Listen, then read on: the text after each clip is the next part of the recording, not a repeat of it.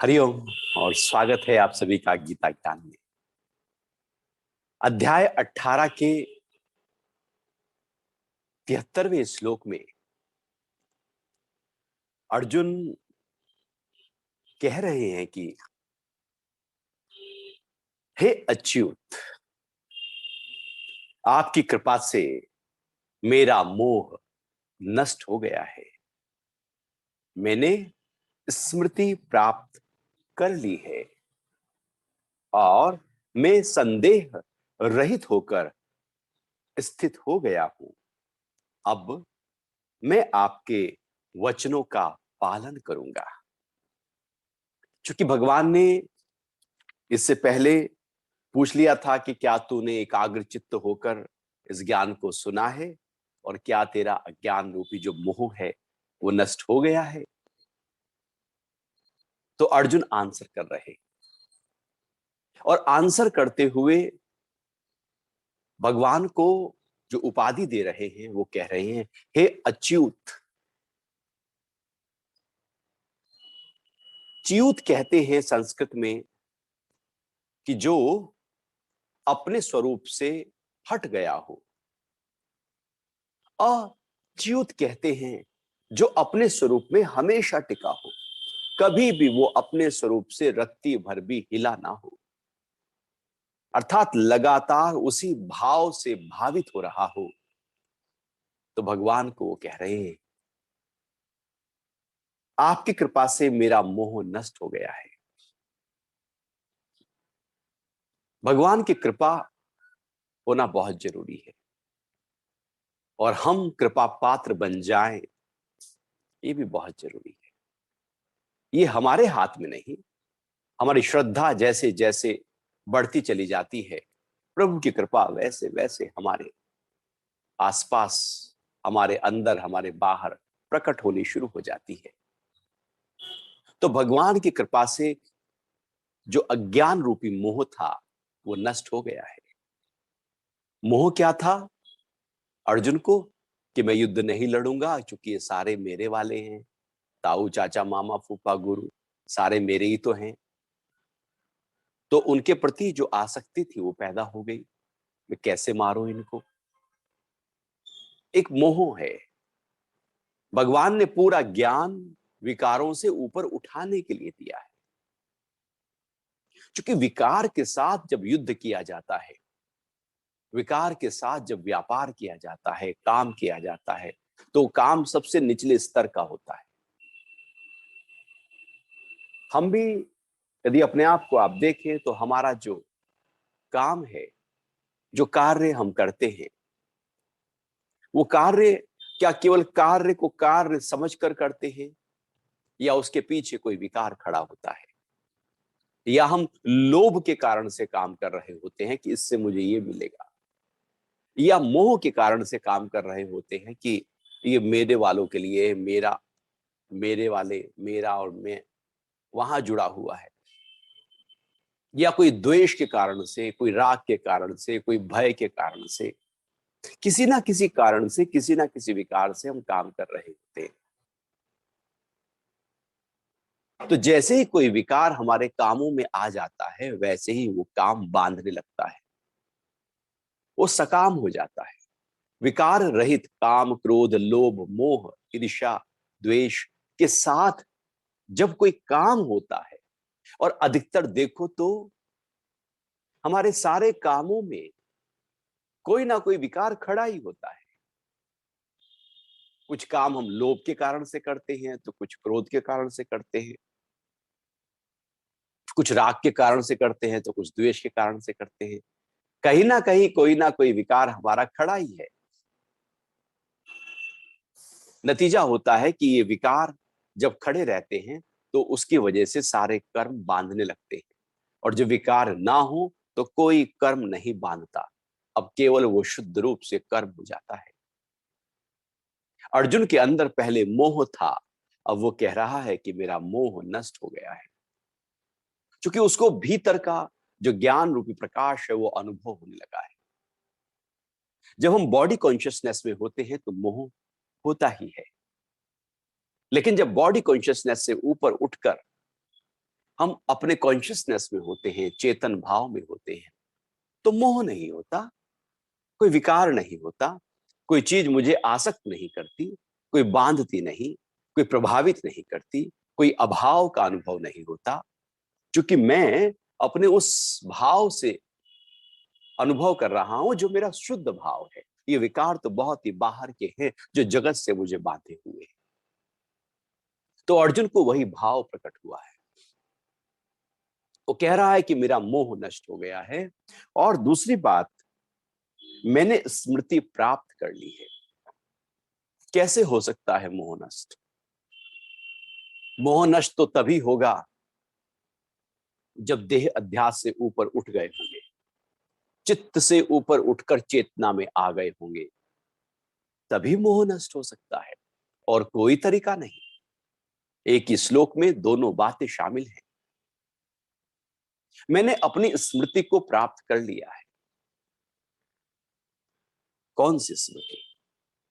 कौन सी स्मृति की बात अर्जुन कर रहे हैं?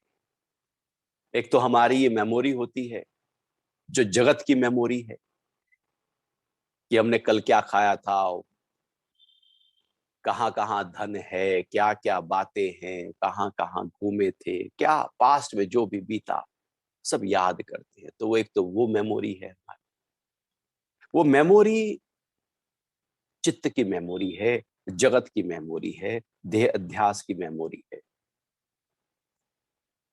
ये मेमोरी चित्त के स्तर पर काम करती है, और एक दूसरी मेमोरी होती है जो तत्व के स्तर पर काम करती है।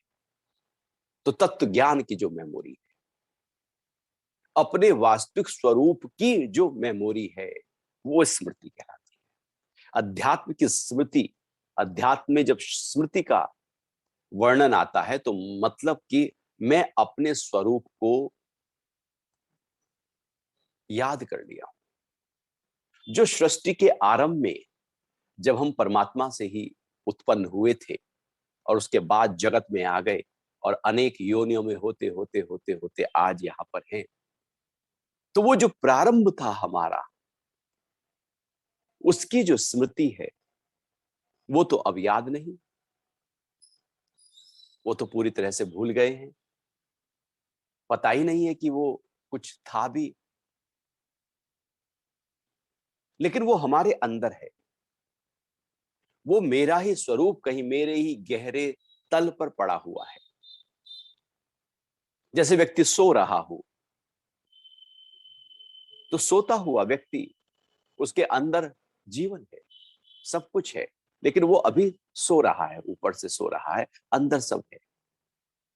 ठीक ऐसे ही ऊपर से हम अज्ञान के कारण से, केवल और केवल इन बाहर चमकी आंखों को देखने के कारण से, हम अंतरतम में जो वास्तविक हमारी स्मृति है, उसको भुला दिया है।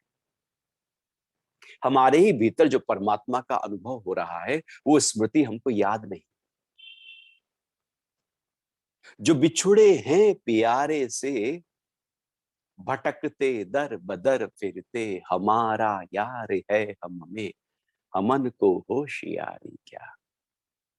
कबीर कहते हैं कि जब परमात्मा से बिछुड़े तो भटक रहे, लेकिन वो बिछुड़न जो थी वो खत्म हो जाए, और हमारा यार, यार मतलब परमात्मा, हमारा परमात्मा हमारे ही भीतर है, जब ये याद आ गया, तो अब जगत से कोई, वहां की कोई उलझन, कोई परेशानी, कोई दुख, कोई समस्या है ही नहीं,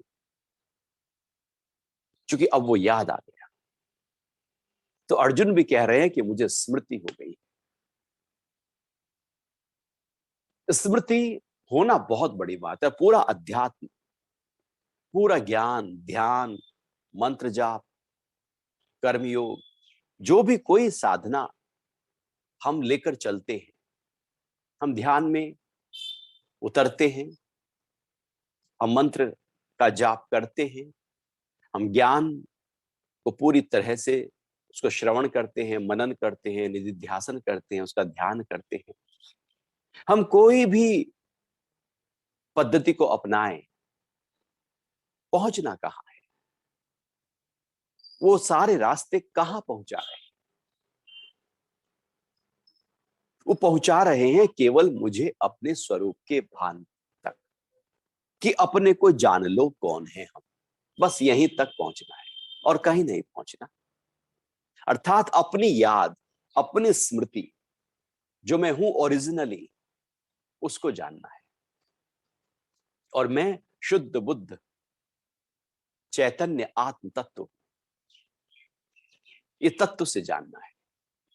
और जैसे ही ये स्मृति हमारे अंदर प्रकट हो जाती है, फिर सब एक हो जाता है, वही अद्वैत है। जब तक वो स्मृति प्रकट ना हो तब तक सब द्वैत है, दो दिखाई देंगे, वननेस नहीं हो सकता। लेकिन जैसे ही वो याद आ जाए कि मैं उससे आया हूं और सब उसी से आए हैं, सब जगह उसी का ही पसेरा है, मैं भी उसी का ही हिस्सा हूं, ये भान हो गया तो अद्वैत सिद्ध हो गया, अपने स्वरूप में हम स्थित हो गए। अर्जुन को यह स्मृति याद, और स्मृति प्रभु साक्षात है, प्रभु की कृपा है, और पूरा ज्ञान बरस रहा है। और साथ ही साथ अर्जुन के सारे प्रश्नों के उत्तर अर्जुन को मिल चुके हैं। अब कोई बांधने के लिए कोई कारण शेष रहा ही नहीं है। तो जब बाहर से हम डिटैच हो तो अंदर से अटैच हो सकते हैं। यदि बाहर से ही हम अटैच हैं तो अंदर से अटैच कैसे हो सकते हैं? परमात्मा का अनुभव तो तब होगा जब जगत से हमारा ध्यान हटे, एक पैर पीछे वाला उठे तो आगे बढ़े। अब हम कहें नहीं नहीं, पीछे वाला पैर तो हम नहीं उठाते। यदि आप पीछे वाला पैर नहीं उठाओगे तो आगे नहीं बढ़ पाओगे। जगत में यदि दुख, उलझन, समस्या, वही राग और द्वेष के साथ हम सुबह से रात्रि तक जी रहे हैं, तो हम तो उलझ गए ना यहां पर। फिर अपने भीतर जो असीम शांति लगातार बह रही है, उसका अनुभव कब करेंगे? यदि आप समुद्र की लहरों को ही देखते रहो तो समुद्र के भीतर जो महाशांति है, उसका अनुभव तो कभी ना होगा, क्योंकि लहरें ही समुद्र को हमने समझ लिया। हमने जीवन को यही समझ लिया कि जो दुख से भरा है, उलझन से भरा है, जो खट्टा मीठा एहसास है, जिसमें लाभ और हानि है, जय और पराजय है, मान और अपमान है, मेरा और तेरा है, यही जगत है। जब जगत की परिभाषा ये हमने तय कर ली और हम फिर इसी में ही अपने आप को ले गए, तो फिर अपने स्वरूप को कैसे अनुभव कर पाएंगे? तो अपने स्वरूप को जैसे ही अनुभव करेंगे, वैसे ही उसी पल जगत से मेरा जो तादात्म्य था, जो लगाव था, जो पकड़ थी, वो टूट जाएगी। अर्जुन को वही स्मृति, अपने स्वरूप की स्मृति का भान हो गया। भान हो गया परमात्मा की कृपा से कि मैं जो आत्म तत्व है वो कौन है और वो कहां से आया है। तो भगवान के सामने अर्जुन कह रहे हैं कि मुझे स्मृति प्राप्त हो गई है, मेरा मोह नष्ट हो गया है। शास्त्र का प्रारंभ हो रहा था कि अर्जुन, असमय तुझे मोह कैसे उत्पन्न हो गया? भगवान ने कहा था, ये टाइम नहीं है, ये कोई टाइम है तुझे मोह करने का? तू है क्षत्रिय, युद्ध का मैदान सजा है, और तू कह रहा है कि मैं युद्ध नहीं लड़ूंगा। तो भगवान ने जो ज्ञान दिया, उससे उसका जो मोह है वो नष्ट हुआ। अब जो वो युद्ध लड़ेगा वो विकार रहित युद्ध होगा। एक है विकार सहित युद्ध, एक है विकार रहित युद्ध। एक है विकार सहित कर्म, एक है विकार रहित कर्म।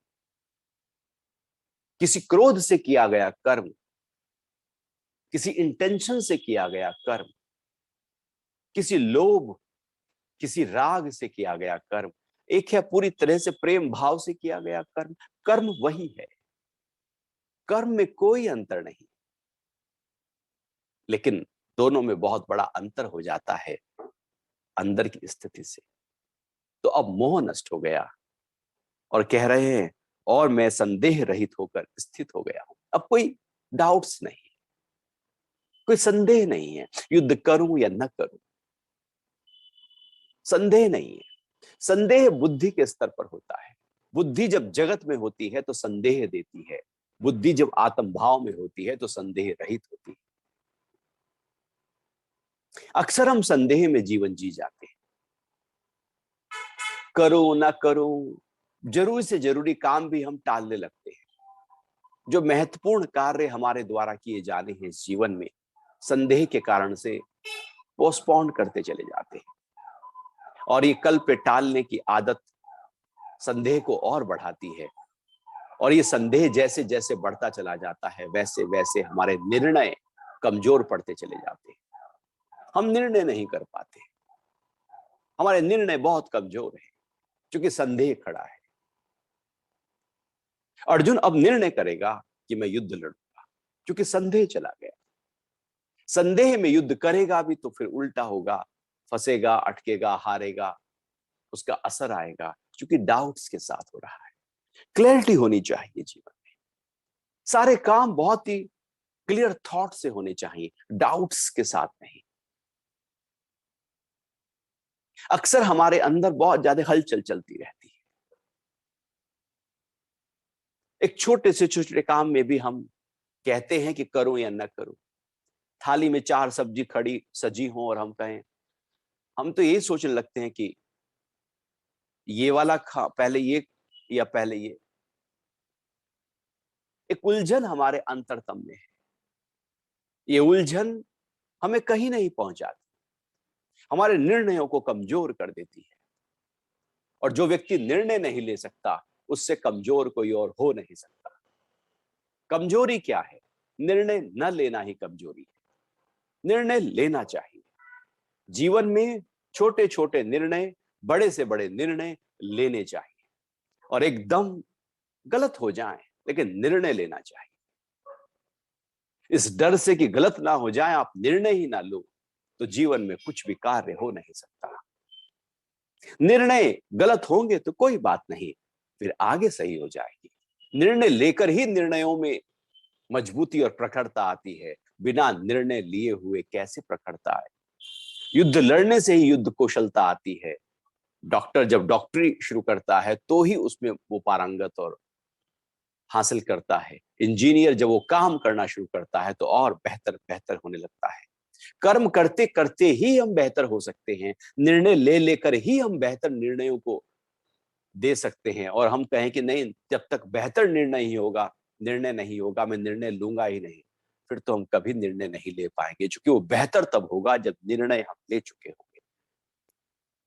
जो निर्णय नहीं लेता, समझो कि वो कमजोर हो गया है, अधोगति की तरफ जा रहा है। उत्थान नहीं हो सकता। उत्थान जीवन में किसी भी क्षेत्र में निर्णय देते हैं, बुद्धि की सूक्ष्मता देती है। लेकिन अक्सर हमारे संशय के कारण से बुद्धि में हलचल रहती है, उसमें शेक होता रहता है। और ये संशय बड़े से बड़े और छोटे से छोटे कार्यों में हमको थोड़ा सा पीछे की ओर खींचते हैं, एक कदम पीछे की ओर। इसलिए व्यापार में भी जो निर्णय ले पाते हैं वही आगे बढ़ पाते हैं, और जो डरते रहते हैं कि अरे पता नहीं ये गलत ना हो जाए, ये गलत ना हो जाए, तो ना वो निर्णय लेकर किसी कार्य को शुरू कर सकते हैं और ना वो आगे बढ़ सकते हैं। ऐसे लोग बहुत पीछे रहते हैं जीवन में। जीवन में वही व्यक्ति आगे बढ़ता है जो बहुत ही क्लियर थॉट के साथ डिसीजन ले रहा हो। थॉट्स क्लियर होने चाहिए, अज्ञानता में नहीं, विवेक के साथ निर्णय लेना होगा। और ये तब होगा जब हमने अपने मन को शांत किया होगा, अन्यथा संशय हमारे अंदर बहुत भरे रहते हैं। तो अर्जुन कह रहा है कि मेरा संशय रहित स्थिति को मैं प्राप्त हो गया हूं, संशय रहित हो गया है। अंतिम श्लोक चल रहे हैं। अर्जुन कह रहा है कि मोह भी नष्ट हो गया, स्मृति को भी प्राप्त हो गया, संशय भी चला गया। अब जगत में भी जब संशय जगत में होता है, अध्यात्म में नहीं, जब जगत में संशय निकल गया तो जगत बहुत ही आराम से हम जीवन को जी सकते हैं। जगत दुखी तब करता है जब संशयों के साथ जिया जाता है, और जब क्लैरिटी के साथ जिया जाए तो कोई दुख नहीं। आप घर से निकले, कार उठाई, स्कूटर उठाया, जहां जाना है उसके रास्ते ही नहीं पता, आप डाउट्स में हैं, पता नहीं इस रास्ते से जाऊं या उस रास्ते से जाऊं, थोड़ा सा दूर इस रास्ते चल दिए, फिर सोचा नहीं नहीं गलत चल रहा हूं, फिर आप दूसरे रास्ते हो लिए, फिर आप तीसरे रास्ते हो लिए, और ऐसे ही डाउट्स में आप घूमते रहे घूमते रहे। लौट के बुद्धू घर को आए, सांझ होने पर घर को ही लौट आएंगे, हम पहुंचेंगे नहीं। समय लगा दिया, पेट्रोल लगा दिया, ऊर्जा लगा दी, पूरा दिन खराब कर दिया, लेकिन पहुंचे कहीं भी नहीं, क्योंकि संशय के साथ हमने यात्रा शुरू की थी। थॉट्स में क्लैरिटी होनी चाहिए। अर्जुन वही कह रहा है कि संशय नया खत्म हो गया है, नष्ट हो गया है। अब मैं आपके वचनों का पालन करूंगा। तो आपने अभी तक जो मुझे वचन दिए हैं, अब मैं पालन करने को तैयार हूं, क्योंकि अब संशय खत्म हो गया, तो श्रद्धा जग गई। संशय हो तो गुरु कुछ कहे तो संशय के साथ मन फिर संशय लेकर आएगा, ठीक है नहीं है।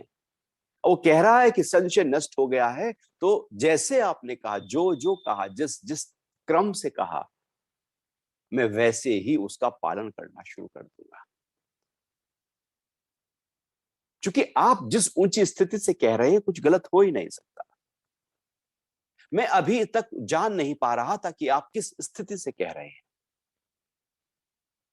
जब उस स्थिति का अनुभव हो जाए कि कहां से कहा जा रहा है, तो फिर पता लग जाता है कि वो सत्य हो सकता है या असत्य होगा, वो सही होगा या गलत होगा।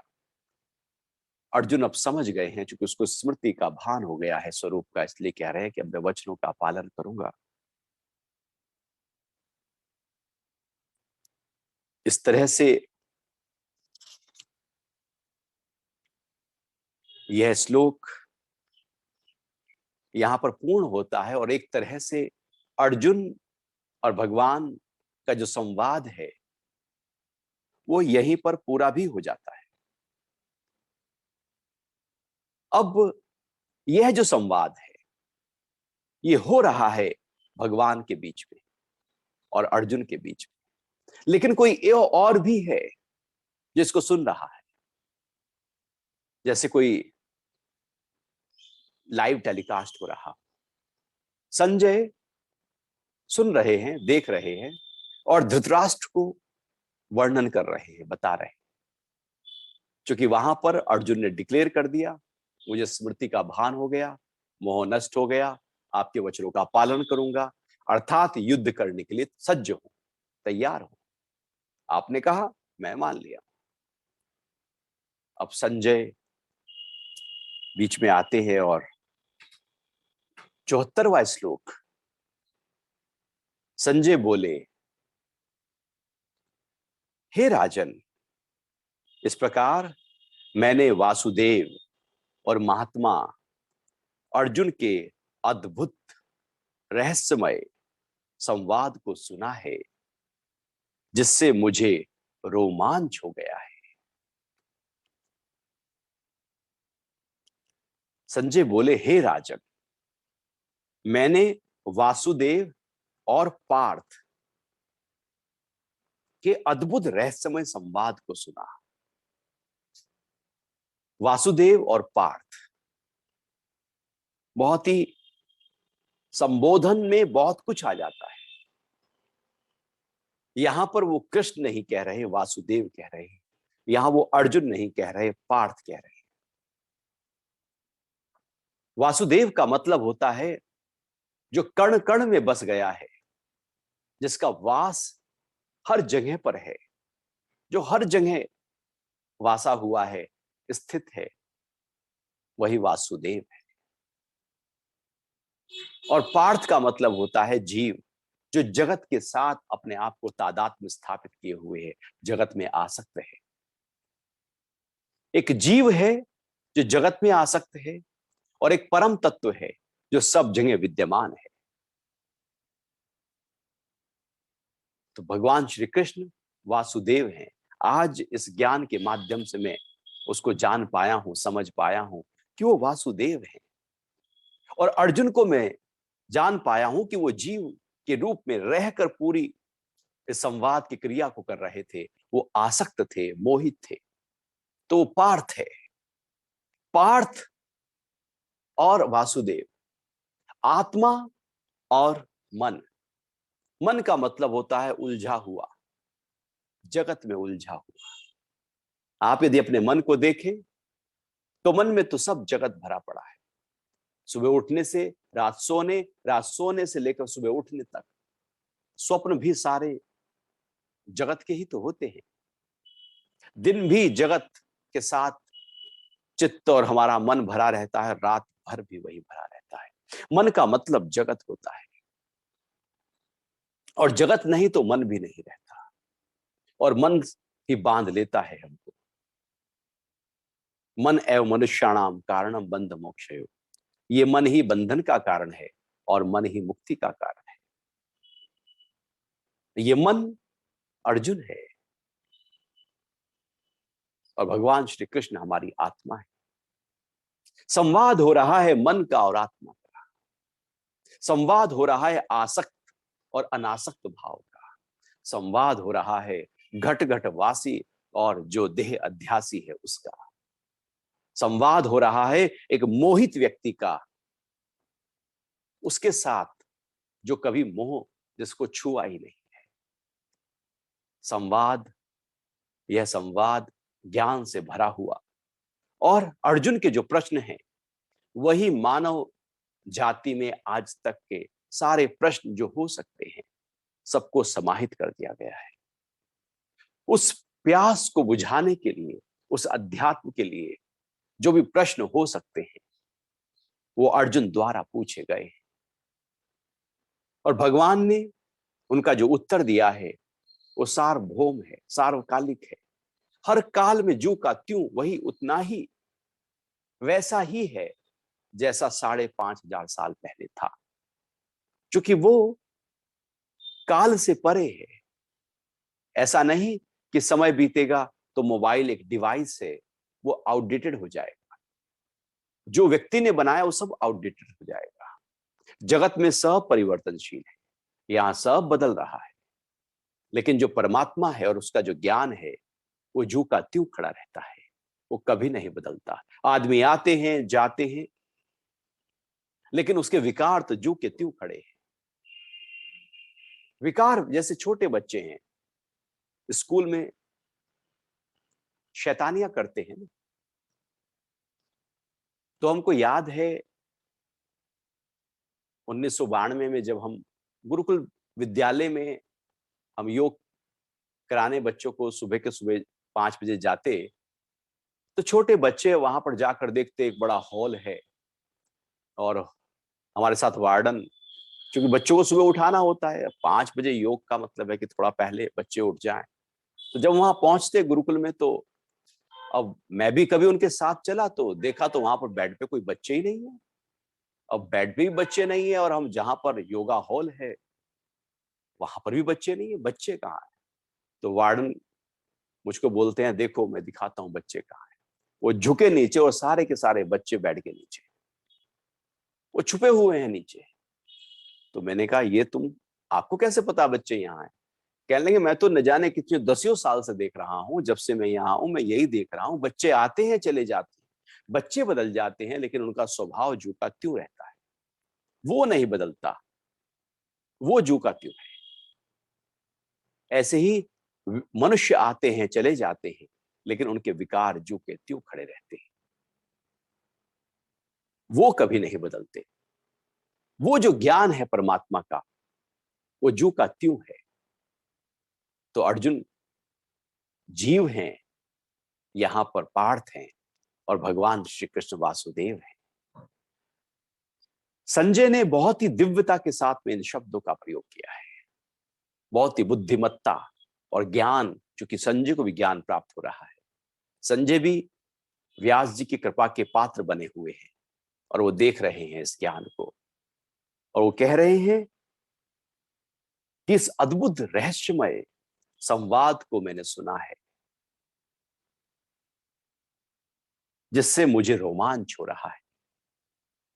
रोमांच हो रहा है, रोमांच का मतलब है रोम रोम जब पूरी तरह से प्रफुल्लित हो जाए, उत्साह उमंग और उल्लास में आ जाए, रोम रोम में, जैसे रोंगटे कहते हैं, रोंगटे खड़े हो गए मेरा वो दृश्य देखकर, खड़े हो जाते हैं रोंगटे, वही संजय के रोंगटे खड़े हैं, एक एक रोम जैसे नाच रहा हो। क्योंकि संजय जैसा व्यक्ति जिसने कभी अध्यात्म सुना ही नहीं था, जिसने ज्ञान सुना ही नहीं, क्योंकि ज्ञान सबके लिए उपलब्ध तो नहीं था, पात्र को ही तो ज्ञान दिया जाता था। गुरुकुल में भी जो गुरु हैं वो ऐसे ही ज्ञान शुरू में थोड़ी दे देते थे कि पहले आते ही ज्ञान मिल जाए। पहले उसकी पात्रता को तैयार करते थे, उसमें कई महीनों और सालों लग जाते थे। जो पात्र तैयार हो जाए तो ज्ञान दिया जाता। संजय का ऐसा कोई पिछला हिस्ट्री नहीं थी, उसका पास्ट नहीं था जहां उसने अध्यात्म का ज्ञान प्राप्त किया। लेकिन अचानक एक ही दम उसको वो ज्ञान मिल रहा है जो सबसे ऊंचा है, कोई छोटा नहीं, बिल्कुल पॉइंट टू पॉइंट, वो भी भगवान के श्रीमुख से, वो भी अर्जुन जैसा शिष्य जो बेस्ट से बेस्ट प्रश्न कर रहा है, और दोनों के अंदर आंख में आंख डालकर जैसे पूरी तरह से जगत लीन हो गया हो और केवल वही संवाद चल रहा हो। तो ये दृश्य देखकर संजय कह रहे हैं कि मैं रोमांच से भर रहा हूं, रोमांचित हो गया हूं, रोम रोम मेरा खड़ा है कि ऐसा भी हो सकता है, ये भी ज्ञान हो सकता है, ये ऊंचे संवाद भी हो सकता है।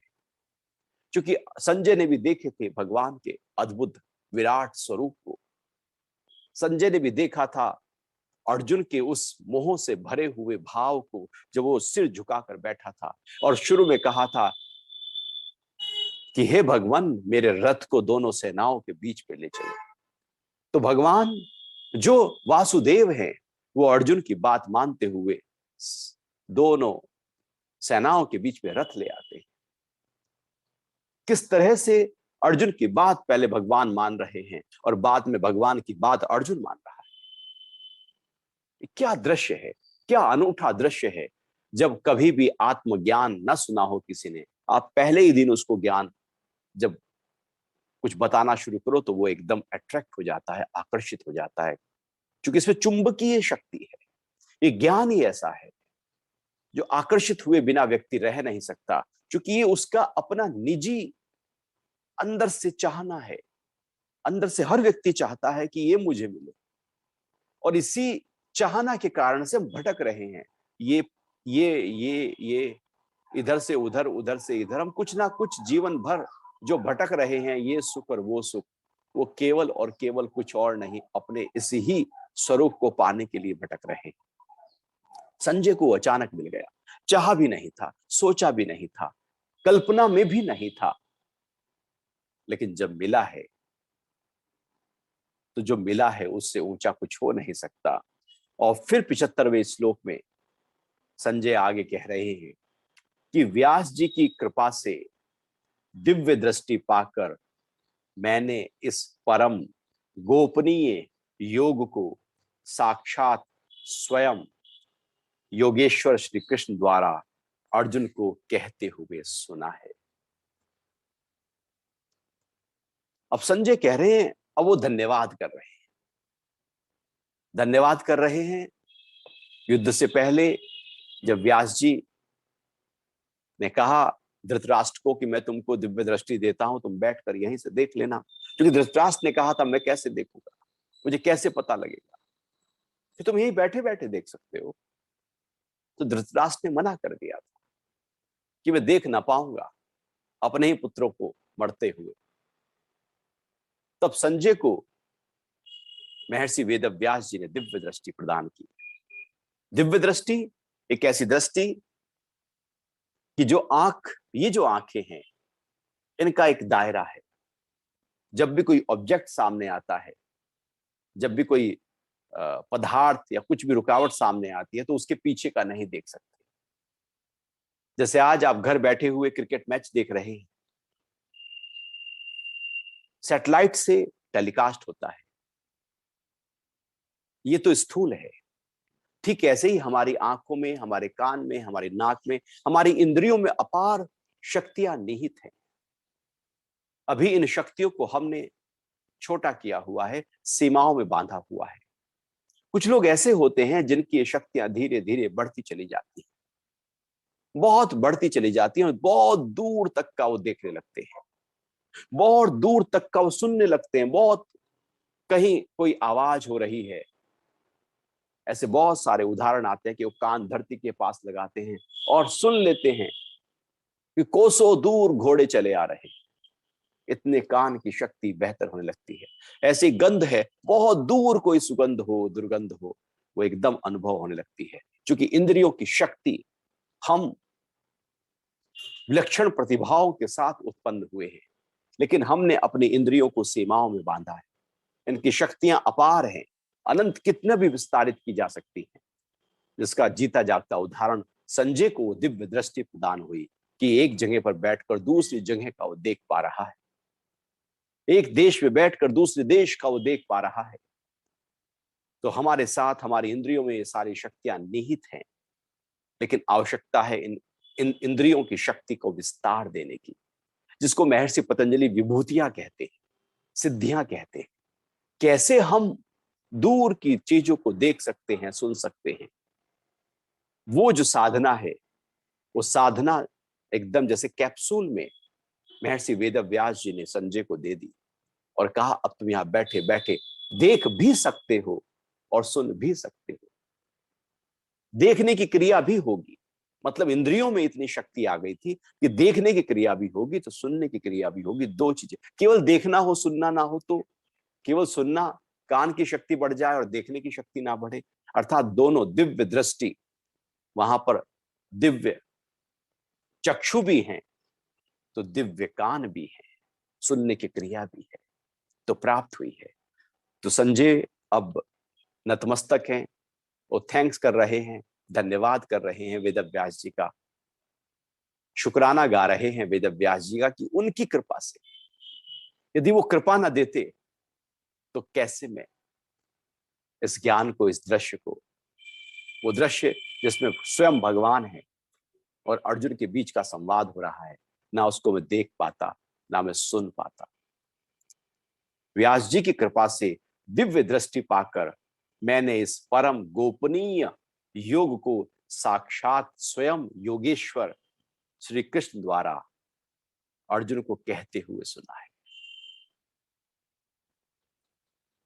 इस परम गोपनीय जो रहस्यों से भरा हुआ है, संजय समझ गए कि ये सर्व उपलब्ध नहीं है ज्ञान, ये सबके लिए उपलब्ध नहीं है। ये तो बस कुछ ही हैं लोग, चुनिंदा होते हैं जो लोग जो ज्ञान की तरफ आकर्षित होते हैं, बाकी तो जगत की तरफ आकर्षित हो जाते हैं। हम भी बैठे हैं, कुछ ही लोग ऐसे हैं जो पूरी तरह से आकर्षित होकर सुन रहे होते हैं। कुछ लोग तो सुनते हैं और फिर निकल जाते हैं, उसमें आकर्षण पैदा नहीं हो पाता, क्योंकि ये कृपा चाहिए प्रभु की।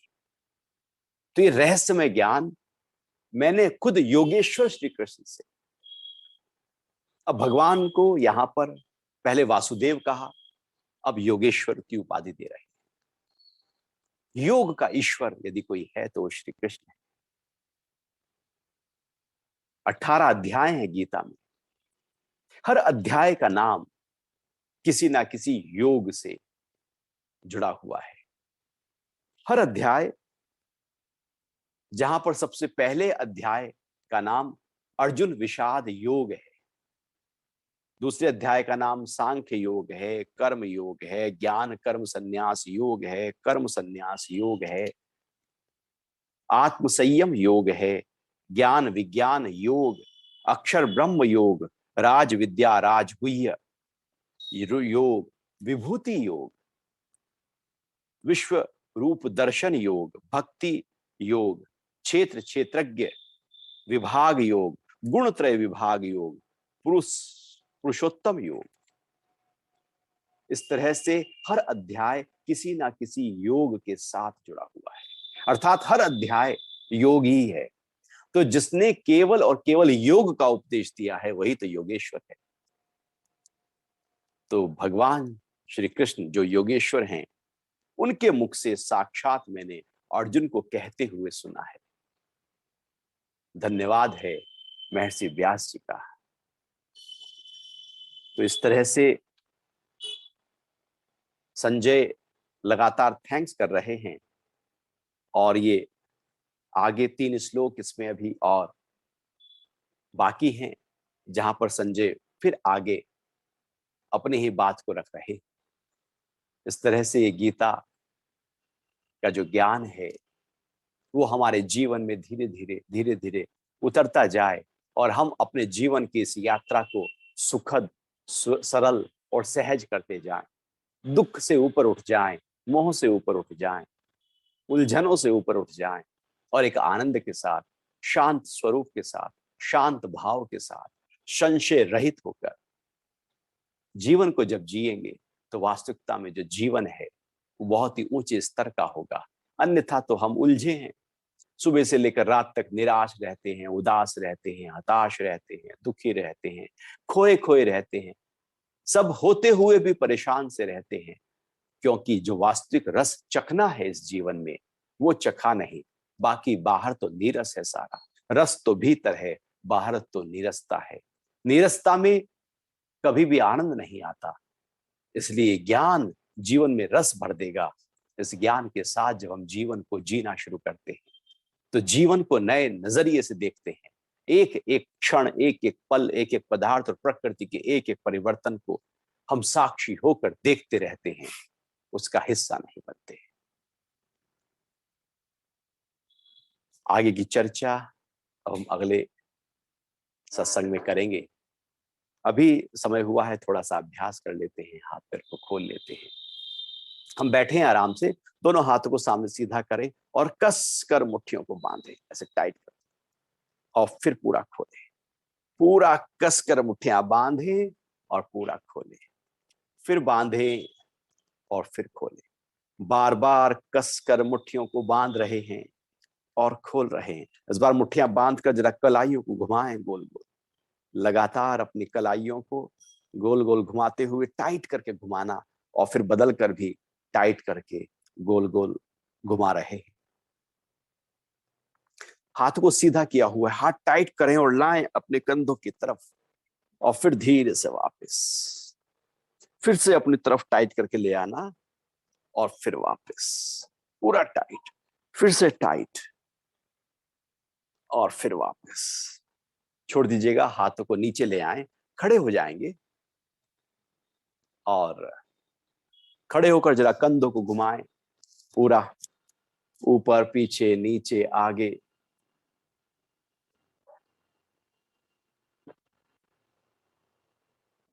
घुमाते जाइए, पूरा घुमा ले और फिर बदल कर भी घुमा लो। खोल लो अपने कंधों को, सांस भरते रहिएगा, निकालते रहिएगा। हाथों को साइड में फैला दो, मुट्ठियों को बांधो और जरा हाथों को गोल गोल घुमा लो। खोल लो अपने हाथों को, हाथों को मजबूती दो, ताकत दो, पूरा घुमाते हुए। फिर ऐसे ही बदल कर भी पूरा घुमा रहे हैं। हाथों को नीचे ले आए, हाथ कंधों के ऊपर रखें और कोहनियों को घुमा लें, पूरा पीछे जाएं, पूरा नीचे, पूरा आगे और फिर पूरा ऊपर। सांस पूरा भरना, पूरा सांस निकालना, लगातार सांस भर के और निकाल के इस अभ्यास को कर रहे हैं। और फिर ऐसे ही बदल कर पूरा पीछे ऊपर आगे अधिक से अधिक घुमाते जाएं, अपने कोहनियों को सांस भरते रहें और निकालते रहें। छोड़ दीजिएगा, हाथों को ऐसे फंसा लें, हाथों को सिर के पीछे ले जाएं, एक तरफ खींच लें, खींच लें अपने हाथों को, रोक कर रखें, फिर हाथ उठाएं और बदल लें, दूसरी तरफ खींच कर रोक कर रखें। सांस लेते रहें, निकालते रहें, फिर से बदल कर खींचें और रोकें, फिर से बदल कर दूसरी ओर। अब बीच में लाएं, हाथों को टाइट करें और उठाएं ऊपर, पूरा ऊपर और टाइट करके नीचे, फिर से ऊपर और नीचे। पूरा टाइट करना जिससे हमारे हाथों में, कलाई में, कोहनी में, कंधों में दर्द ना आए, गर्दन का दर्द, सर्वाइकल स्पॉन्डिलाइटिस ना हो। धीरे से हाथों को नीचे ले आए, जरा गर्दन को लेफ्ट और राइट घुमा लें, पूरा लेफ्ट और पूरा राइट जितना घुमा सकते हैं। फिर बीच में लाकर ऊपर और नीचे, फिर ऊपर और नीचे, एक बार गोल गोल घुमा लें, फिर बदल कर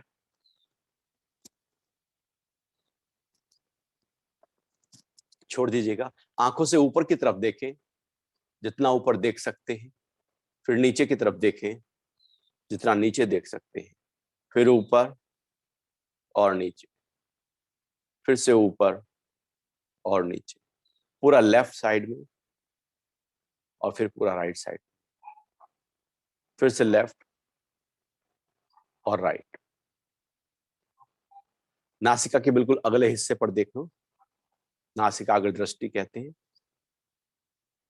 और फिर आंख भौहों के बीच में, भ्रूमध्य दृष्टि। फिर आंखें गोल गोल घुमाते हैं।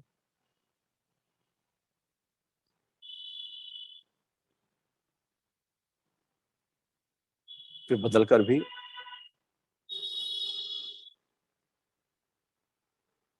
आंखें बंद कर लें, जल्दी जल्दी खोलें, आंखें बंद करें। फिर पूरा खोलें और कसकर बंद करें, पूरा खोलें और कसकर बंद करें। आंखों की सूक्ष्म क्रियाएं जो आंखों में तरोताजगी देंगी, आंखों की ज्योति को बढ़ाकर रखेंगी, छोड़ दीजिएगा। हथेलियां रगड़ लें, आंखों के ऊपर रखें, हथेलियां हटाएं, आंखें खोल लेते हैं। ताड़ासन करेंगे, पैरों को मिलाकर खड़े हैं हम, उंगलियां फंसाएं, हथेलियां पलटें और खींचे हाथ को ऊपर की तरफ। जितना खींच सकते हैं खींच लें, लगातार खिंचा हुआ ऊपर की तरफ। शरीर हमारा मुस्कुराता हुआ चेहरा है, हाथ थोड़े पीछे हैं, रोके यहाँ पर और खींचे खींचे। एड़ियां भी उठ गई, हर जोड़ पर टखना, घुटना, कूल्हा, कमर, कंधे, कोहनियां, गर्दन और कलाइयों पर पूरा असर पड़ रहा है। रोके, हाथ थोड़े और पीछे की तरफ ले जाएं और आहिस्ता से हाथों को नीचे ले आइए। अभी हम खड़े हैं। अब एक पैर पर बैलेंस बनाइए और दूसरा पैर उठा लीजिए, घुटने को मोड़कर। घुटने को मोड़कर थोड़ा उठा लें और दोनों हाथों से पैर को पकड़कर अपनी ओर खींचें। एक पैर पर बैलेंस बनाते हुए दूसरे पैर के घुटने को पकड़कर अपनी ओर खींच लें। आंखों से सामने किसी एक बिंदु के ऊपर फोकस करें, बैलेंसिंग पावर बढ़ जाएगी। पैर की शक्ति को बढ़ाने में यह अभ्यास मदद करेगा। फिर धीरे से पैर को वापस ले आएं और बदल लेते हैं। दूसरा पैर उठाएं, पकड़ लें और खींच लें अपनी तरफ। रोक कर रखें, पूरा दबा कर रखें हाथ से पैर को, पैर से पेट की तरफ। बैलेंस को बनाए रखें। आंखें सामने किसी एक बिंदु के ऊपर फोकस करें। आंख यदि दाएं बाएं जाएगी तो बैलेंस नहीं बन पाएगा।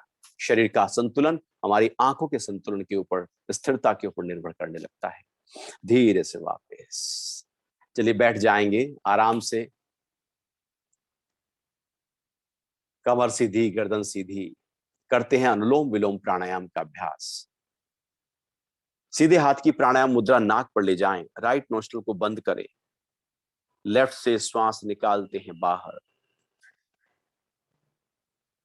फिर लेफ्ट से भरते हैं अंदर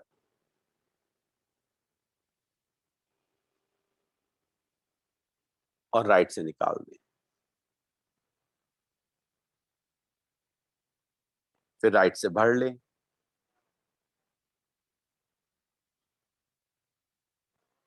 लेफ्ट से निकाल दें।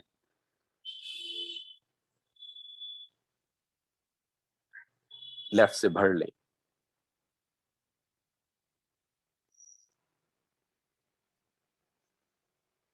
राइट से निकाल दें।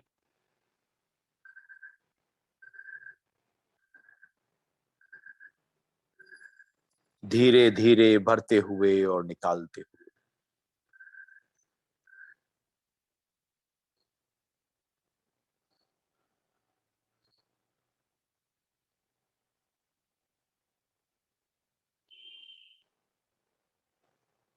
ध्यान सांसों पर है।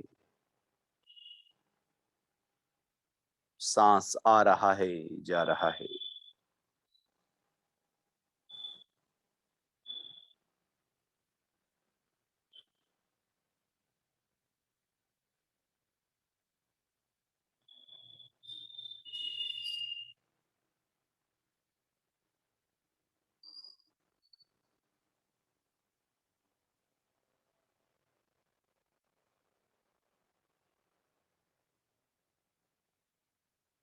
सांसों के भरने और निकालने की आवाज ना हो, मन सांसों पर टिका रहे। अधिक से अधिक जितना भरा जा सकता है सांस भर लीजिए और फिर पूरा निकाल भी दीजिए। बार बार यह अभ्यास करते रहने से मन ठहरने लगता है, शांत हो जाता है, मन की नेगेटिविटी दूर होती है, मन के अंदर भय, चिंता, तनाव, ईर्ष्या, जो ये सारी उलझने हैं, ये शांत होने लगती हैं। बार बार बढ़ते और निकालते हुए स्मरण शक्ति, धैर्य शक्ति, निर्णय शक्ति का विस्तार होता है। पूरे शरीर की ऊर्जा सकारात्मक रूप से ऊर्ध्व गति के साथ बहनी शुरू हो जाती। धीरे धीरे भरना है सांस और निकालना है।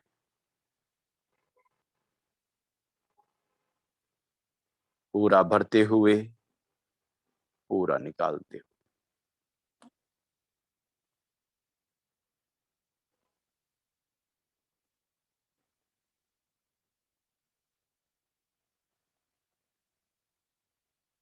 जब हमारा मन शांत,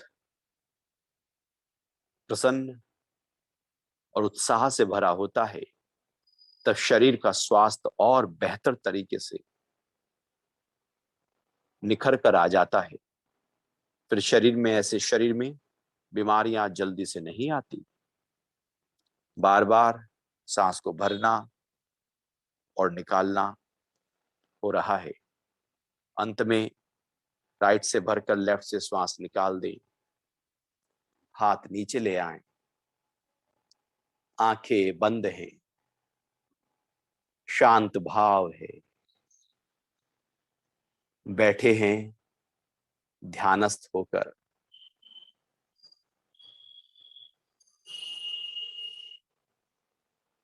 पूरा सांस भरें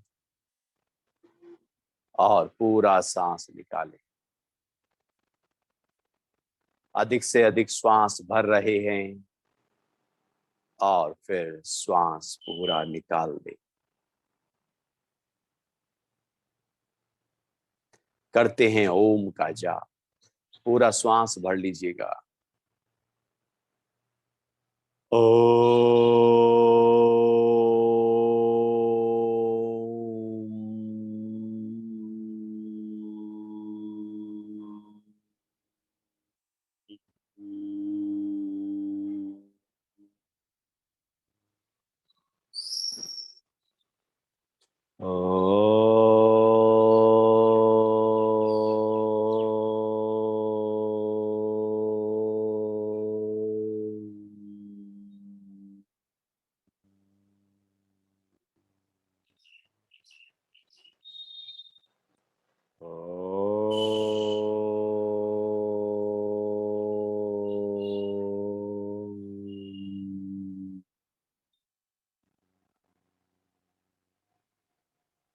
ओम शांति, शांति, शांति। हथेली को रगड़ लेते हैं, गर्म कर लें, जिससे ऊर्जा हाथों की तरफ बहने लगे, बढ़ने लगे। अब ये जो बढ़ी हुई ऊर्जा है, इसको आंखों के ऊपर और चेहरे के ऊपर हथेलियां रखकर ट्रांसफर कर दें। आंखों के आगे एक अंधेरा है, शांत हुआ मन है, विचारों से रहित शून्य अवस्था है। भीतर ही भीतर परमात्मा को नमन करते हुए, प्रणाम करते हुए आहिस्ता से हाथों को हटा लेते हैं, आंखों को खोल लेते हैं। आप सभी का बहुत बहुत धन्यवाद। हरि ओम। जय श्री कृष्णा।